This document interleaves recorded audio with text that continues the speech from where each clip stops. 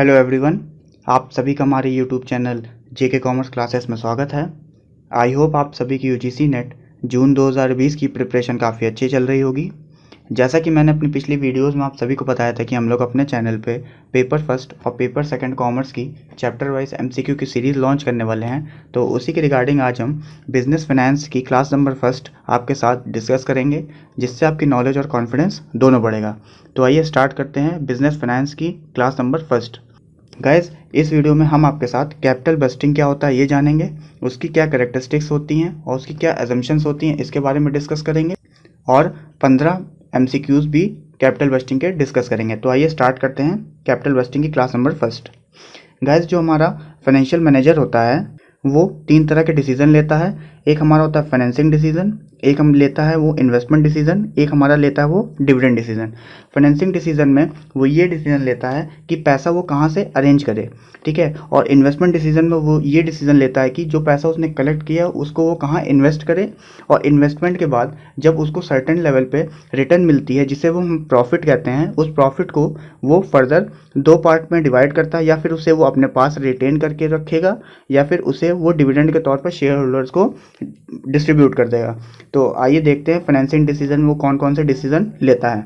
जैसा कि मैंने बताया, फाइनेंसिंग डिसीजन में वो ये डिसाइड करता है कि सोर्सेस ऑफ फाइनेंस कहाँ कहाँ से होंगे और उसकी कॉस्ट क्या आएगी, और कॉस्ट को डिसाइड करने के बाद वो ये डिसाइड करेगा कि वो इक्विटी के तौर पे पैसे को कलेक्ट करे या फिर डिबेंचर के तौर पे पैसे को कलेक्ट करे। तो इसमें वो 4 डिसीजन लेता है। पहला डिसीजन लेता है कि सोर्सेज देखता है कि सोर्सेज ऑफ इनकम कहाँ कहाँ से हो सकती हैं।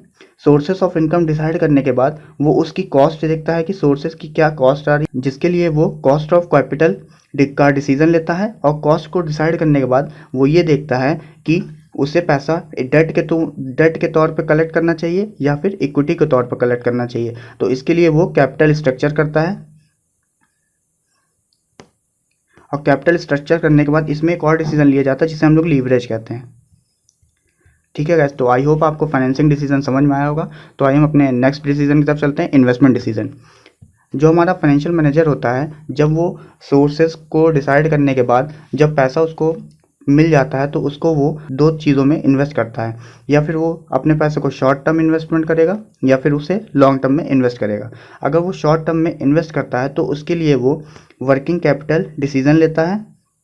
अगर वो लॉन्ग टर्म में पैसे को इन्वेस्ट करता है तो उसके लिए वो कैपिटल बस्टिंग डिसीजन को लेता है। तो आज हम कैपिटल बस्टिंग के बारे में पढ़ेंगे कि कैपिटल बस्टिंग होती क्या है और उसके क्या क्या टेक्निक्स होती हैं, उसके बारे में डिस्कस करेंगे। और एक फाइनेंशियल मैनेजर हमारा जब पैसे इन्वेस्ट करने के बाद जो उसको सर्टेन रिटर्न मिलती है जिससे हम लोग प्रॉफिट कहते हैं, प्रॉफिट का वो 2 चीज़ों के लिए यूज़ करता है। पहला कि वो सभी प्रॉफिट को रिटेन करके अपने पास रख ले, और इस जो पैसे को रिटेन करके रखा उसको कंपनी की डेवलपमेंट में लगाए, या फिर जो उसको प्रॉफिट हुआ है उसको वो डिविडेंड के तौर पर शेयर होल्डर्स को डिस्ट्रीब्यूट कर दे। ठीक है, तो आई होप गाइस कि फाइनेंशियल मैनेजर के द्वारा जो 3 डिसीजन लिए जाते हैं वो आपको समझ में आए होंगे। ये दूसरे ग्राफ में मैंने और अच्छे से डिस्क्राइब करने के लिए आपको प्रेजेंट किया है। फाइनेंशियल मैनेजर 3 तरह के डिसीजन लेता है। एक हमारा लेता है इन्वेस्टमेंट डिसीजन, एक हमारा लेता है फाइनेंसिंग डिसीजन, एक हमारा लेता है डिविडेंड डिसीजन। इन्वेस्टमेंट डिसीजन में मैंने बताया कि फाइनेंशियल मैनेजर अपने पैसा जो उसको मिला हुआ है उसको वो 2 चीज़ों में लगा सकता है, या फिर वो अपना पैसा शॉर्ट टर्म के लिए लगाएगा या फिर लॉन्ग टर्म के लिए लगाएगा। अगर वो अपना पैसा लॉन्ग टर्म के लिए लगा रहा है तो उसके लिए वो कैपिटल बस्टिंग डिसीजन लेता है। अगर वो शॉर्ट टर्म के लिए पैसा लगाता है तो उसके लिए वो वर्किंग कैपिटल मैनेजमेंट डिसीजन लेता है। ठीक है गाइस, और फाइनेंसिंग डिसीजन में वो ये डिसाइड करता है कि सोर्सेज ऑफ इनकम कहाँ कहाँ से हो सकती हैं और उसकी कॉस्ट क्या होगी। ठीक है, सोर्स को डिसाइड करने के बाद वो उसकी कॉस्ट को डिसाइड करता है। कॉस्ट को डिसाइड करने के बाद वो ये डिसाइड करता है कि पैसा इक्विटी के तौर पे कलेक्ट किया जाए या फिर डेट के तौर पे कलेक्ट किया जाए। और एक और डिसीजन इसमें लिए जाते हैं जिसे हम लोग लीवरेज कहते हैं। ठीक है, जब पैसे को कलेक्ट करने के बाद उसको इन्वेस्ट कर देते हैं, इन्वेस्टमेंट करने के बाद एक सर्टेन रिटर्न मिलती है, इसका यूज़ वो कंपनी की डेवलपमेंट में कर सकता है। इसके लिए उसे सभी प्रॉफिट को अपने पास रिटेन करके रखना पड़ता है, या फिर जो प्रॉफिट उससे हुआ है उसको वो डिविडेंड के तौर पर अपने शेयर होल्डर्स को डिस्ट्रीब्यूट कर दे। तो आई होप गाइस कि आपको ये फाइनेंशियल मैनेजमेंट में लिए जाने वाले डिसीजन समझ में आए होंगे। तो आइए हम लोग चलते हैं, कैपिटल बस्टिंग क्या होती है इसको जानते हैं, और उसके कुछ फीचर्स होते हैं और असम्पशंस होती हैं उसको डिस्कस करते हैं। Meaning of capital bursting. Capital budgeting सबसे पहले हमारा लॉन्ग टर्म डिसीजन होता है। जो कि हमारा फिक्स्ड एसेट से रिलेटेड होता है।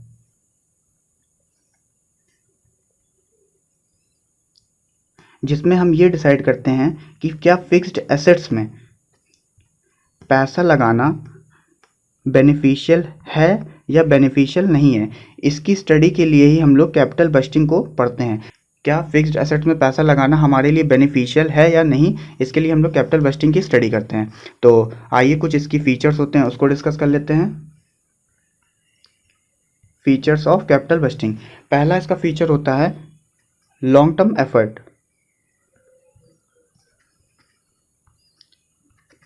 ठीक है, जो हमारा कैपिटल बस्टिंग डिसीजन होता है वो लॉन्ग टर्म के लिए लिया जाता है, ना कि शॉर्ट टर्म के लिए। और दूसरा इसका जो फीचर्स होता है वो हमारा होता है इरिवर्सिबल डिसीजन।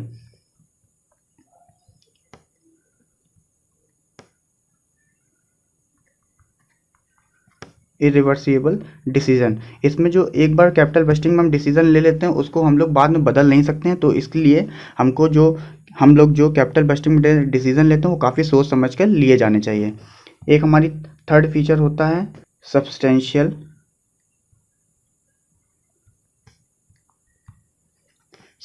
कमिटमेंट।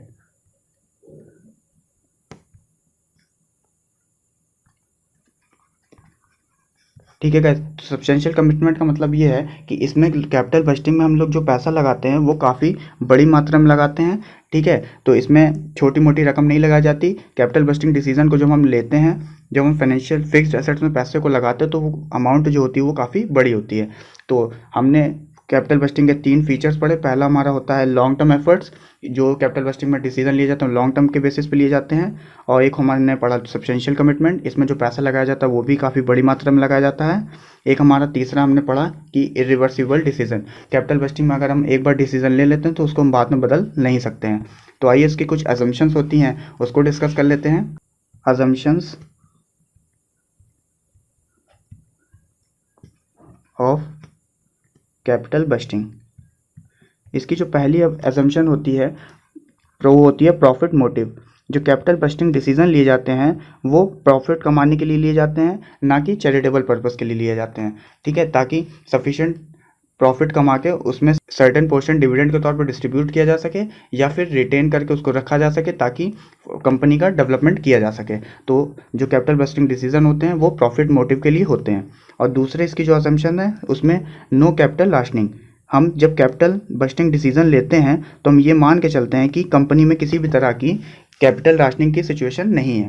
ठीक है, इसका मतलब ये है कि कंपनी में किसी भी तरह की कैपिटल की कमी नहीं है। कैपिटल राशनिंग का मतलब यही होता है कि कंपनी में कैपिटल की काफ़ी कमी है। ठीक है गाइस, तो कैपिटल बस्टिंग में ऐसा नहीं होता है। कैपिटल बस्टिंग का डिसीजन लेते समय हमारे पास sufficient level of capital available होती है। एक हमारी तीसरी असम्पशन होती है certainty with respect to cost and benefit. जब हम कैपिटल बस्टिंग डिसीजन लेते हैं तो हम ये मान के चलते हैं कि हमें पहले से ये पता होता है कि उसकी क्या कॉस्ट आएगी प्रोजेक्ट की और उससे क्या क्या बेनिफिट हमको होंगे। तो कैपिटल बस्टिंग डिसीजन लेते समय हमें कॉस्ट और बेनिफिट की जानकारी होती है। तो हमने 3 अजम्पशंस पढ़ी। पहली अजम्पशन हमने पढ़ी कि कैपिटल बस्टिंग डिसीजन जो होते हैं वो हमारा प्रॉफिट मोटिव के लिए होते हैं और जो कैपिटल बस्टिंग डिसीजन लिए जाते हैं उसमें कैपिटल राशनिंग की सिचुएशन नहीं होती है। और तीसरी कि इसमें हमें कॉस्ट और बेनिफिट पहले से जानकारी होती है। तो हमने इसमें ये जाना कि कैपिटल बस्टिंग हम पढ़ते क्यों हैं, इसकी कैरेक्टरिस्टिक्स जानी या फीचर्स जाने और इसकी क्या क्या एजम्पशंस होती हैं उसको भी हम लोग जानें। तो आइए कुछ कैपिटल बस्टिंग से रिलेटेड एमसीक्यू को सॉल्व करते हैं। Question number first, under which of the following method the time value of money is not considered. Option number first net present value method, option number 2 internal rate of return method, option number 3 पे back period method या फिर option number 4 all of the above. I hope guys कि आप सभी ने जो इसका correct answer है वो सिलेक्ट कर लिया होगा। इसका जो करेक्ट आंसर होगा वो होगा option number C, that means पे बैक पीरियड मेथड। पे बैक पीरियड मेथड में हम लोग टाइम वैल्यू ऑफ मनी को कंसीडर नहीं करते हैं। कैपिटल बस्टिंग की कुछ टेक्निक्स होती हैं, टेक्निक्स ऑफ कैपिटल बस्टिंग। एक हमारी होती है ट्रेडिशनल टेक्निक, एक हमारी होती है मॉडर्न टेक्निक। ट्रेडिशनल टेक्निक में हमारा आता है पे बैक पीरियड मेथड और एक आता है हमारा ARR मेथड, जिसे हम लोग accounting rate of return method भी बोलते हैं, ठीक है। और मॉडर्न टेक्निक में हमारा आता है NPV मेथड, एक आता है IRR मेथड, और एक हमारा आता है PI इंडेक्स, ठीक है। जो हमारी ट्रेडिशनल टेक्निक है इसको हम लोग नॉन डिस्काउंटिंग टेक्निक भी बोलते हैं, और जो हमारी मॉडर्न टेक्निक है इसको हम लोग डिस्काउंटिंग टेक्निक भी बोलते हैं, ठीक है। और ट्रेडिशनल टेक्निक को हम लोग नॉन DCF टेक्निक भी बोलते हैं, और मॉडर्न टेक्निक को हम लोग DCF टेक्निक्स भी बोलते हैं।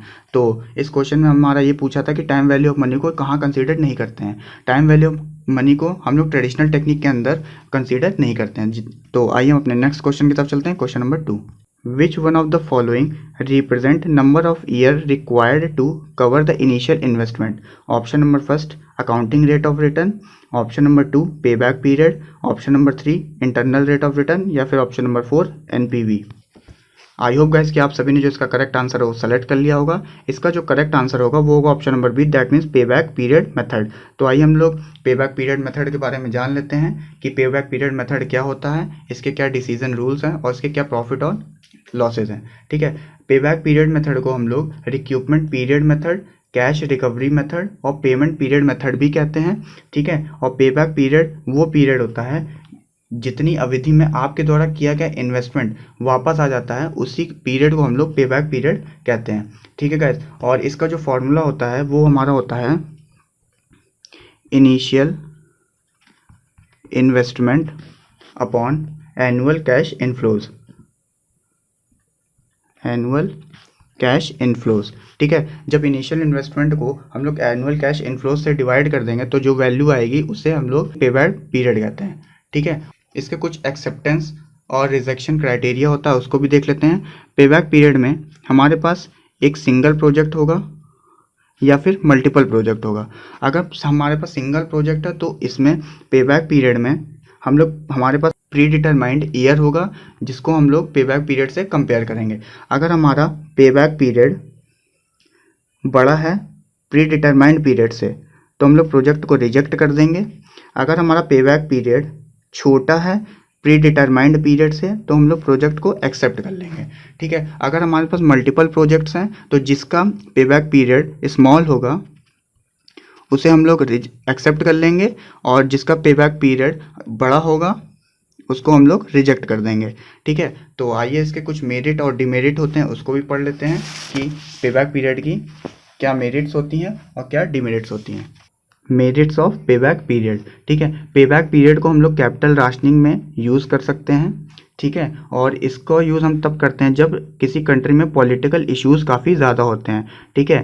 पॉलिटिकल इश्यूज़ जिस कंट्री में ज़्यादा होते हैं वहाँ पे हम पे बैक पीरियड का यूज़ करते हैं, ठीक है। डिमेरिट होता है कि ये टाइम वैल्यू ऑफ मनी को कंसीडर नहीं करता है, ठीक है। ये साल्वेज वैल्यू को भी कंसीडर नहीं करता है, इसके अंदर कैश फ्लोज को भी इग्नोर किया जाता है। तो इसकी ये कुछ डिमेरिट्स हैं तो आप इसको भी याद रखिएगा। तो आइए हम अपने नेक्स्ट क्वेश्चन की तरफ चलते हैं। Question number 3, when a firm proposes to acquire another firm the merger proposal may be viewed as a working capital management proposal, option number 2 capital budgeting proposal, या फिर ऑप्शन नंबर 3 फाइनेंसिंग डिसीजन, या फिर option number 4 dividend decision. I hope guys कि आप सभी ने जो इसका करेक्ट आंसर है वो सेलेक्ट कर लिया होगा। इसका जो करेक्ट आंसर होगा वो होगा option number B, that means capital budgeting proposal decision, ठीक है। जब कोई एक फर्म दूसरे फर्म को एक्वायर करना चाहती है या फिर मर्ज होना चाहती है तो उसके लिए हम लोग कैपिटल बस्टिंग प्रपोजल का डिसीजन लेते हैं। तो आइए अपने नेक्स्ट क्वेश्चन की तरफ चलते हैं। Question number 4, if cash inflows are not uniform the calculation of pay back period takes a, option number first common position, option number 2 favourable position, option number 3 cumulative position, या फिर option number 4 all of the above. I hope guys कि आप सभी ने जो इसका correct answer है वो सेलेक्ट कर लिया होगा। इसका जो करेक्ट आंसर होगा वो होगा option number C, that means cumulative position. जब हमारा कैश इनफ्लोज हमारे यूनिफॉर्म नहीं होते हैं तो हम लोग क्यूमुलेटिव पोजीशन कैलकुलेट करके पे बैक पीरियड की कैलकुलेशन करते हैं। पे बैक पीरियड का फॉर्मूला हमारा होता है initial investment upon annual cash inflows, cash inflows. इसके थ्रू हम लोग पे बैक पीरियड को कैलकुलेट करते हैं। और पे बैक पीरियड वो पीरियड होता है जितनी अवधि में आपके द्वारा किया गया इन्वेस्टमेंट वापस आ जाता है। तो आइए अपने नेक्स्ट क्वेश्चन की तरफ चलते हैं। Question number 5, what is the advantages of NPV method? Option number first, this method consider the entire economic life of the project, option number 2, it takes into account the objective of maximum profitability. Option number 3, this method can be applied where cash inflows are even. तो आपको 4 code दिए गए हुए हैं, तो आप इन 4 code में से अपना करेक्ट आंसर सेलेक्ट कर सकते हैं। आई होप गाइस कि आप सभी ने जो इसका करेक्ट आंसर हो सेलेक्ट कर लिया होगा। इसका जो करेक्ट आंसर होगा वो होगा option number 4, that means A, B and C. ये तीनों ही हमारे एनपीवी मेथड के एडवांटेजेस होते हैं, तो आप इसको देख लीजिएगा। तो आइए अपने नेक्स्ट क्वेश्चन की तरफ चलते हैं। Question number 6, the proposal is rejected in case the profitability index is. Option number first, more than 1। Option number 2, less than 1। Option number 3, less than 2। Option number 4, more than 2। I hope guys कि आप सभी ने जो इसका correct answer हो select कर लिया होगा। इसका जो करेक्ट आंसर होगा वो होगा option number B, that means less than 1। ठीक है, तो आइए प्रॉफिटेबिलिटी इंडेक्स के बारे में कुछ जान लेते हैं। प्रॉफिटेबिलिटी इंडेक्स को हम लोग बेनिफिट कॉस्ट रेशियो भी बोलते हैं, और प्रॉफिटेबिलिटी इंडेक्स को कैलकुलेट करने के लिए हम एक फॉर्मूला यूज़ करते हैं, जो कि हमारा होता है present value of future cash inflows upon present value of future cash outflows. ठीक है, तो इसको हम लोग बेनिफिट कॉस्ट रेशियो इसलिए बोलते हैं क्योंकि जो हमारा ऊपर का पोर्शन होता है ये हमारा बेनिफिट होता है, और जो हमारा नीचे का पोर्शन होता है वो हमारा कॉस्ट होता है। क्योंकि जितनी जो भी वैल्यू हमारी कैश इनफ्लोज के तौर पर आ रही है तो इसको हम लोग बेनिफिट मानते हैं, और जो हमारी कैश आउटफ्लोज हो रही है, जो जिससे हमारा पैसा जा रहा है, इसको हम लोग कॉस्ट बोलते हैं। तो इसलिए प्रॉफिटेबिलिटी इंडेक्स को हम लोग बेनिफिट कॉस्ट रेशियो भी बोलते हैं। ठीक है, और इसके कुछ डिसीजन क्राइटेरिया होते हैं, तो आइए उसको भी देख लेते हैं। अगर पी हमारा ग्रेटर देन 1 है तो हमारा प्रोजेक्ट एक्सेप्ट हो जाएगा। अगर हमारा पी लेस देन 1 है तो हमारा प्रोजेक्ट जो है वो कैंसिल हो जाएगा, मतलब उसको हम लोग रिजेक्ट कर देंगे। अगर हमारा पी इज इक्वल टू 1 है तो ये हमारा इनडिफरेंट हो जाएगा। ठीक है गाइस, तो ये इसके कुछ डिसीजन क्राइटेरिया होते हैं, तो आप इसको याद रखिएगा। तो आइए हम अपने नेक्स्ट क्वेश्चन की तरफ चलते हैं। Question number 7, capital busting process involves option number first, evaluation of various proposal. Option number 2, screening the proposal. Option number 3, identification of investment proposal, या फिर option number 4, all of the above। I hope guys कि आप सभी ने जो इसका correct answer हो select कर लिया होगा। इसका जो करेक्ट आंसर होगा वो होगा option number D, that means all of the above. ये तीनों ही हमारे कैपिटल बस्टिंग प्रोसेस में शामिल किए जाते हैं। तो आइए हम लोग कैपिटल बस्टिंग के कुछ प्रोसेस होते हैं उसको देख लेते हैं कि क्या क्या प्रोसेस कैपिटल बस्टिंग में इंक्लूड किए जाते हैं। सबसे पहले हम लोग आइडेंटिफाई करेंगे वेरियस प्रपोजल्स को, उसके बाद हम लोग उसकी स्क्रीनिंग करेंगे। ठीक है, स्क्रीनिंग करने के बाद हम लोग प्रोजेक्ट को इवैल्यूएट करेंगे कि क्या वो प्रोजेक्ट हमारे लिए बेनिफिशियल है या नहीं, और ये डिसाइड कर इवैल्यूएट करने के बाद हम लोग प्रोजेक्ट को सेलेक्ट करेंगे। प्रोजेक्ट को सेलेक्ट करने के बाद उसको हम लोग फाइनल अप्रूवल देंगे। ठीक है, फाइनल अप्रूवल करने के बाद उसको हम लोग इम्प्लीमेंट कर देंगे, ताकि यानी कि उसको हम लोग इन्वेस्टमेंट कर देंगे, और उस इन्वेस्टमेंट करने के बाद हम लोग परफॉर्मेंस रिव्यू फीडबैक लेंगे कि क्या उससे सही में हमारा बेनिफिट हो रहा है या नहीं हो रहा है। तो इसके 7 स्टेप्स होते हैं। पहला हमारा होता है identification of various investment proposal, दूसरा हमारा होता है स्क्रीनिंग द प्रपोजल, तीसरा हमारा होता है इवैल्यूएशन ऑफ प्रोजेक्ट्स, चौथा होता है हमारा प्रोजेक्ट सिलेक्शन, पाँचवा हमारा होता है फाइनल अप्रूवल, और छठा हमारा होता है इम्प्लीमेंटेशन, और सातवां हमारा होता है performance review of feedback.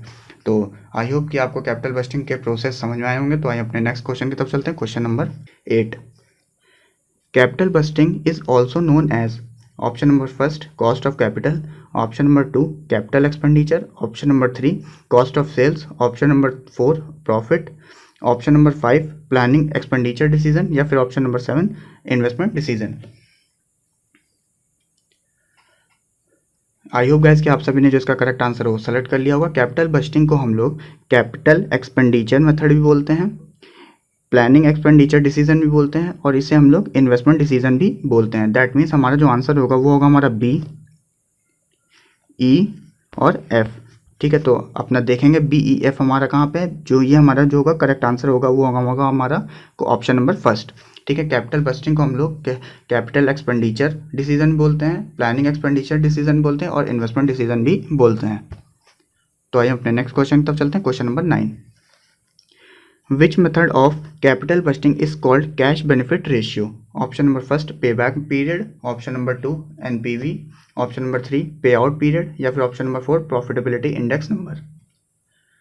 I hope guys कि आप सभी ने जो इसका करेक्ट आंसर होगा सेलेक्ट कर लिया होगा। इसका जो करेक्ट आंसर होगा वो होगा option number 4, that mean profitability index number.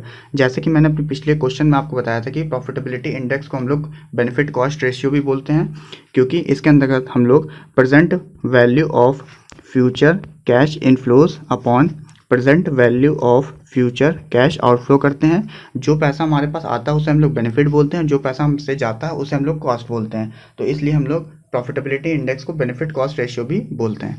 तो आई होप आपको ये वाला क्वेश्चन समझ में आया होगा। तो आइए अपने नेक्स्ट क्वेश्चन की तरफ चलते हैं। Question number 10, capital budgeting decision comes in the ambit of investment decision, distribution decision, financing decision या फिर dividend decision. I hope guys कि आप सभी ने इसका जो करेक्ट आंसर है वो सेलेक्ट कर लिया होगा। इसका जो करेक्ट आंसर होगा वो होगा हमारा इन्वेस्टमेंट डिसीजन। ठीक है, मैंने शुरुआत की स्लाइड में ही आपको बताया था कि इन्वेस्टमेंट डिसीजन में दो तरह के डिसीजन लेते हैं, या फिर अपना पैसा जो हमने फाइनेंसिंग डिसीजन से कलेक्ट किया था उसको हम लोग शॉर्ट टर्म में इन्वेस्ट करेंगे या फिर लॉन्ग टर्म में इन्वेस्ट करेंगे। अगर हम शॉर्ट टर्म में इन्वेस्ट करते हैं तो हम लोग वर्किंग कैपिटल डिसीजन लेते हैं। अगर हम लॉन्ग टर्म में इन्वेस्ट करते हैं तो हम लोग कैपिटल बस्टिंग डिसीजन लेते हैं। तो इसमें पूछा है कि कैपिटल बस्टिंग डिसीजन किसके अंदर आता है, तो ये हमारा इन्वेस्टमेंट डिसीजन के अंदर आता है।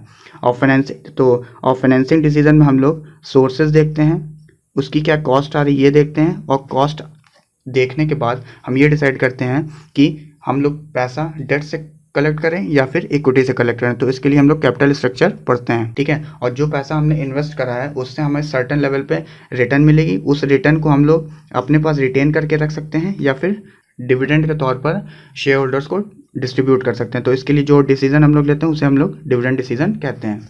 तो आइए अपने नेक्स्ट क्वेश्चन की तरफ चलते हैं। Question number 11, Which of the following variables is not known in internal rate of return method of capital busting? Option number first, amount of cash outflows. Option number 2, amount of cash inflows. Option number 3, discount rate. या फिर option number 4, life of the project. I hope guys कि आप सभी ने जो इसका correct answer है वो सेलेक्ट कर लिया होगा। इसका जो करेक्ट आंसर होगा वो होगा option number C, that mean discount rate. IRR के अंदर हम लोग को डिस्काउंट रेट पहले से नहीं दिया रहता, क्योंकि आईआरआर के अंदर हम लोग डिस्काउंट रेट को फाइंड आउट करते हैं। ठीक है, वो होता है जहाँ पे हमारा present value of cash inflows equal होता है हमारा present value of cash outflow के। ठीक है, जहाँ पे ऐसी ये सिचुएशन क्रिएट होती है उसे हम लोग आईआरआर मेथड कहते हैं। ठीक है, आईआरआर मेथड के कुछ डिसीजन क्राइटेरिया होते हैं, तो आइए उसको भी डिस्कस कर लेते हैं। आईआरआर में जो हमारे डिसीजन क्राइटेरिया होते हैं उसमें हमारे पास सिंगल प्रोजेक्ट हो सकता है या फिर मल्टीपल प्रोजेक्ट हो सकता है। अगर हमारे पास सिंगल प्रोजेक्ट होगा तो हमने जो प्री डिटरमाइंड रेट डिसाइड किया है, ठीक है, उससे अगर ज़्यादा रिटर्न आ जाती है तो हम प्रोजेक्ट को एक्सेप्ट कर लेंगे। प्री डिटरमाइंड रिटर्न अगर हमारी कम है एक्चुअल रिटर्न से, इट मीन्स एक्चुअल रिटर्न हमारी ज़्यादा है प्री डिटरमाइंड रिटर्न से, तो प्रोजेक्ट को हम एक्सेप्ट कर लेंगे। अगर प्री डिटरमाइंड रिटर्न हमारी ज़्यादा है एक्चुअल रिटर्न से तो हम लोग प्रोजेक्ट को रिजेक्ट कर देंगे। ठीक है, अगर हमारे पास मल्टीपल प्रोजेक्ट्स हैं तो जिसका रिटर्न ज़्यादा होगा उसको हम लोग एक्सेप्ट कर लेंगे और जिसका रिटर्न सबसे कम होगा उसको हम लोग रिजेक्ट कर देंगे। तो आई होप गाइस कि आप सभी को आईआरआर के डिसीजन क्राइटेरिया समझ में आया होगा। तो आइए अपने नेक्स्ट क्वेश्चन की तरफ चलते हैं। क्वेश्चन नंबर 12, इसमें हमारे पास असर्शन दिया हुआ है और एक रीजनिंग दी हुई है, तो आप उसके बेसिस पे अपना करेक्ट आंसर सेलेक्ट करना है। जो हमारा असर्शन दिया हुआ है वो है the IRR of a project is the discount rate which reduces its NPV to 0। और इसका जो रीज़न दिया हुआ है वो है अ project is worth accepting if the IRR exceeds the cost of capital. I hope guys कि आप सभी ने जो इसका करेक्ट आंसर है वो सेलेक्ट कर लिया होगा। जहाँ पे हमारा present value of cash inflows is equal to present value of cash outflow होता है उसे हम लोग IRR कहते हैं। और इस सिचुएशन में हमारा जो NPV होता है वो हमारा 0 होता है। ठीक है, तो इसको हम लोग इस तरह भी डिफाइन कर सकते हैं, the IRR of a proposal is defined as the discount rate which produce a 0 NPV, that is the IRR is the discount rate which will equates the present value of cash inflows with the present value of cash outflows. ठीक है, तो इसका जो assertion दिया हुआ है वो बिल्कुल सही है। और रीजनिंग में हमारा बताया है कि अगर IRR हमारा ज़्यादा है कॉस्ट से तो उसे हम लोग एक्सेप्ट कर लेंगे ठीक है, तो इसकी असर्शन भी सही है और इसका रीजनिंग भी सही है। तो इसका जो करेक्ट आंसर होगा वो होगा option number B, that means both A and R R correct. तो आई होप गाइस कि आप सभी को क्वेश्चन नंबर 12 समझ में आया होगा। तो आइए अपने नेक्स्ट क्वेश्चन की तरफ चलते हैं, question number 13। If NPV is positive the IRR will be के ग्रेटर देन आर, के इक्वल टू आर, के लेस देन आर, या फिर none of the above. I hope guys कि आप सभी ने जो इसका करेक्ट आंसर है वो सेलेक्ट कर लिया होगा। इसका जो करेक्ट आंसर होगा वो होगा option number C, that means, ठीक है, अगर हमारी एनपीवी पॉजिटिव है तो इसका मतलब ये है कि जो हमारा के है, कॉस्ट है, वो कम होगी हमारी रिटर्न से। अगर हमारा एनपीवी निगेटिव है तो इसका मतलब ये है कि हमारी कॉस्ट ज़्यादा है रिटर्न से। ठीक है गाइस, तो आप इसको याद रखिएगा। तो आइए अपने नेक्स्ट क्वेश्चन की तरफ चलते हैं, question number 14। Match the following. आपके पास दो ग्रुप दिए हुए हैं, ग्रुप फर्स्ट और ग्रुप सेकंड। आपको पहले ग्रुप से दूसरे ग्रुप में मैच आउट करना है। तो पहले ग्रुप में हमारा दिया कैपिटल बस्टिंग, दूसरे में दिया प्रॉफिटेबिलिटी इंडेक्स, तीसरे में आईआरआर और चौथे में कैपिटल इन्वेस्टमेंट डिसीजन। और जो ग्रुप 2 है उसमें हमारा दिया time adjusted rate of return, दूसरे में इरिवर्सिबल, तीसरे में बेनिफिट एंड कॉस्ट और चौथे में planning capital expenditure.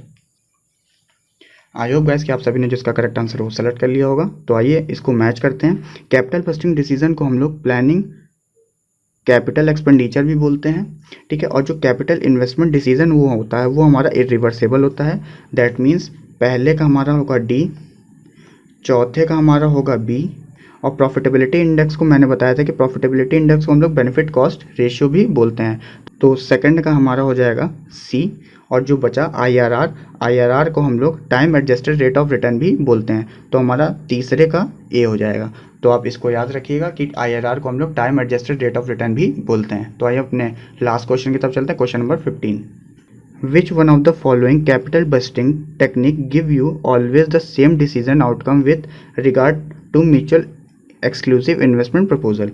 Option number first NPV and IRR, option number 2 NPV and PI, option number 3 IRR and PI, या फिर option number 4 IRR and payback period। I hope guys कि आप सभी ने जो इसका करेक्ट आंसर वो सेलेक्ट कर लिया होगा। इसका जो करेक्ट आंसर होगा वो होगा हमारा option number 2, that means NPV and PI, mutually exclusive investment proposal में जो हमारा डिसीजन एनपीवी के द्वारा निकाला जाता है और पीआई के द्वारा निकाला जाता है वो हमेशा सेम होता है, ठीक है। तो आप इसको याद रखिएगा। आई होप गाइस कि आप सभी को हमारी वीडियो अच्छी लगी होगी। अगर आपको हमारी वीडियो में किसी तरह की कोई कमी लगी हो तो कमेंट बॉक्स में आप अपना सजेशन दे सकते हैं। और गाइस अगर आपको हमारी वीडियो इन्फॉर्मेटिव लगी हो तो हमारी वीडियो को लाइक करिए, शेयर करिए, कमेंट करिए और जेके कॉमर्स क्लासेस को सब्सक्राइब करिए और उसके बगल में जो बेल आइकन है उसको भी प्रेस करिए ताकि हमारे द्वारा बनाई गई वीडियो की नोटिफिकेशन आपके पास सबसे पहले पहुँचे। तो thank you so much guys.